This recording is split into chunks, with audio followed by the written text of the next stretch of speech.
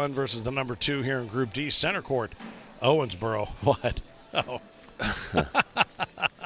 Let's see. We're going to keep an eye out and see who's paying close attention. Oh, somebody's in big trouble, and his name is Eric Heinerman. That's all I'm saying.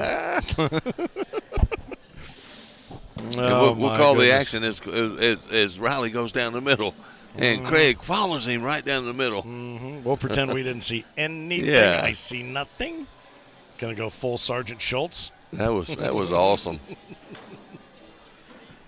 Oh, up with the Yankees game, yeah, eating his ice cream. All right, so what I need to do is get a good shot of April sitting over here beside me. She looks like she is wore out, man. She's already had one of those, and she had nothing nice to say to Heinerman about that either. So how about that? Brewster picks up the first 2 as one of those natural King Gustos lays up to the left side of the hole, leaves a couple of points literally on the board. I see Bear Paw on our other feed over there playing against young Isaac. Mm-hmm. Gary Bear Paw. You think Bear Paw is tired of seeing the hurts? Oh, yeah. I mean. Well, and you know what? I think a lot of players are weary of having to face Gary Bear Paw because the guy is just a flat-out machine. Yeah. Nice bunch up right there. Those should drop. All that going to get powered through and cleaned up. Yep. And he returned the favor, did Riley, leaving one there just off the 3 o'clock position. But Craig says, all right, well, I'll see you at 11. Craig looked over at me like I pushed that bag out of there. I didn't do it, sir. I'm pretty sure that was your fault. No, I'll take the blame. I usually do. And I didn't even jinx him on that one. His opportunity to pick up 2 goes awry. Yeah, DJ says the cameraman might get fired.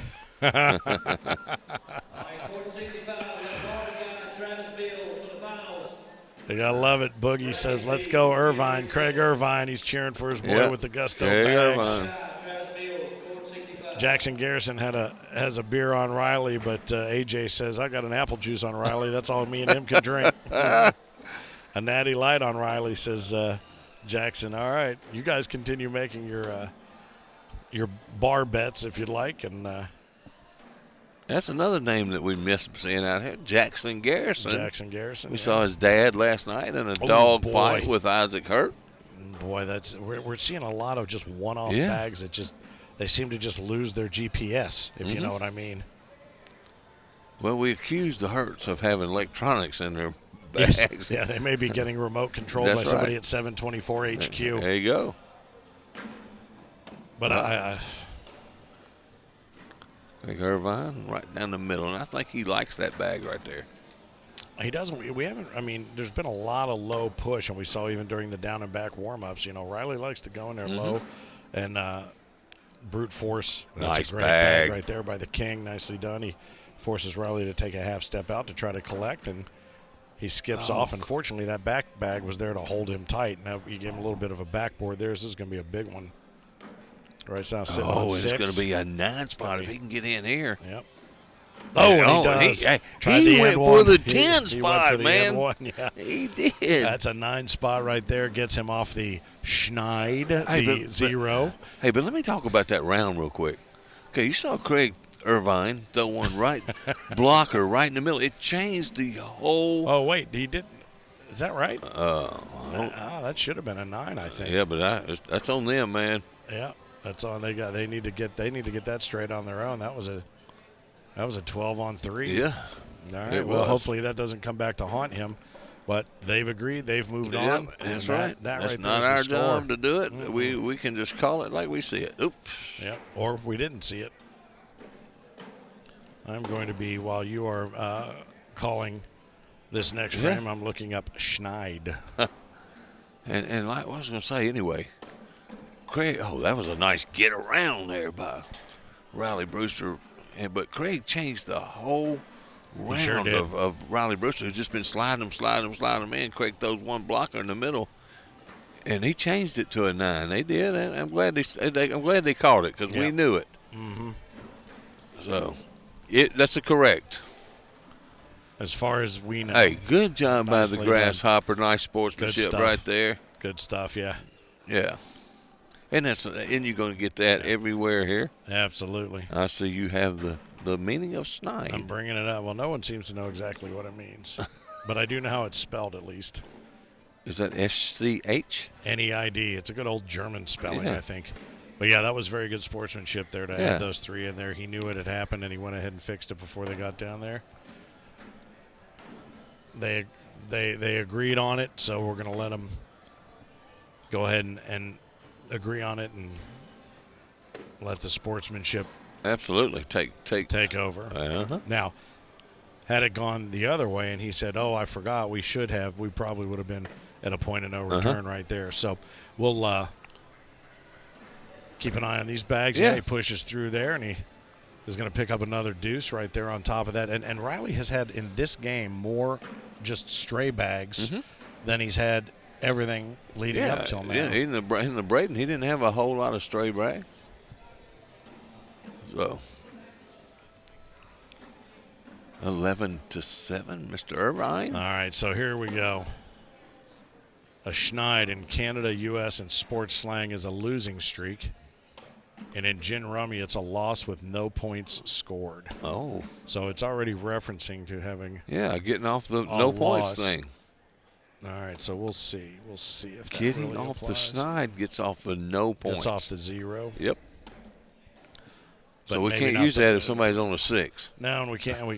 It's only if it comes off a 0, but it also needs to be coming off a loss. So I apologize to the linguists, cunning or otherwise, out there who may be taking me to task. There's a little bit of a Another mess 2 there points, to the left yeah. side, so that's going to earn Craig a couple more. So he's taking 13-7 here into a match that is going to get him one step closer, one of these guys, to TJ Miller for the championship here in Group D. We are live. Tyler Goodwin awaits the winner of this, by the way. We are live at Center Court in the Owensboro Convention Center, the home of the World Championships for season 18 of the American Cornhole Organization, the final week of July.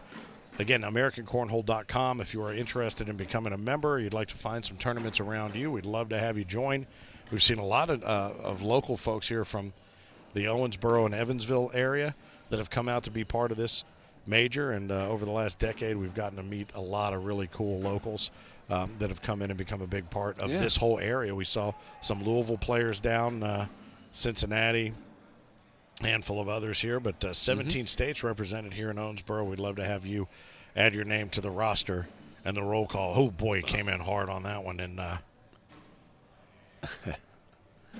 like it when he looks at me like I did it. Yeah, left it a little bit off to the right, but there's Still going to be picks up a couple. couple points right there as Riley has those strays that we talked about yet again. I see your upstage cornhole who Upstage. sponsors. Rep sitting over there by Ashley Ervin now, Miss Dana Tharp. Another one of our fine bag reps. Yeah, upstage. We talked about it a little bit yesterday during the Pro Series qualifier. 66 pros came out to qualify for a 16-person bracket, and had one of them been throwing upstage bags and scored a perfect frame game of 156 points, which is basically 13 frames at 4 points, or 12 points, 4 bags per frame, just you against the boards. $1,000 bonus would find its way into your wallet for those upstage bags. How about that? All right. Oh, look at that. This could be 4 points. Now he could put the game in his through, hand. and he Hey, does. Riley must go in now. And he does. So he leaves it to a 4 spot. 19-7. But as I always like to say, Riley has put himself in a position where he cannot make that mistake. That's right. Patrick Walker says, let's go, Grasshopper. Yeah. But again, we know how difficult these last 2 and, of course, the last 1 point, but these last 2 points can be. But with that first bag, you expect Craig to do what he does. I mean, he's an airmail specialist as well. But I notice he's not wearing the forearm support that he typically Must be wears. feeling better. But Tyler Amos is wearing it, which is one of the things that kind of not just the beard and the hat and the flat bill, but there was that forearm strap and support that got me to thinking about that stunt double status. That Well, you know, it's like the old wrestlers, that dressed alike with all the white and the white mask. You never know which one was legal and which one wasn't. That's right. They could be switching ends on us. All right, nice finish right there to clean everything up and dust off the board. These guys are going to exchange taters and move down as Craig continues to try to build on that 19 to get to 21 and call it call it a day with regard to that and move on to Tyler Goodwin. Again, the winner of that match will ultimately face TJ Miller in Group D. Now, it looks like something concluded over there, possibly Bear Paw and Isaac Hurt. So we'll keep an eye on Scoreholio and find that. I believe you might be able to find that on the Corn Slinger Bag Company broadcast off of Court 1 from Dylan Ledbetter and his team. It does look like Isaac moved along, so he's updating his stats in Scoreholio. Nice weekend for Gary Bearpaw. He finds himself always at the top of that competition level on that board, and there's another stray up there. That's going to be it from Riley, and that does it. Craig Ervin takes it 21-7, so he will move on. As we discussed, he will move on to take on Tyler Goodwin, and nice job by Riley Brewster. Just unfortunately toward the end, it wasn't enough, and I don't know if it's fatigue. We don't really know until we're going to get one of the winners over here to discuss. But Craig Ervin will now take on Tyler Goodwin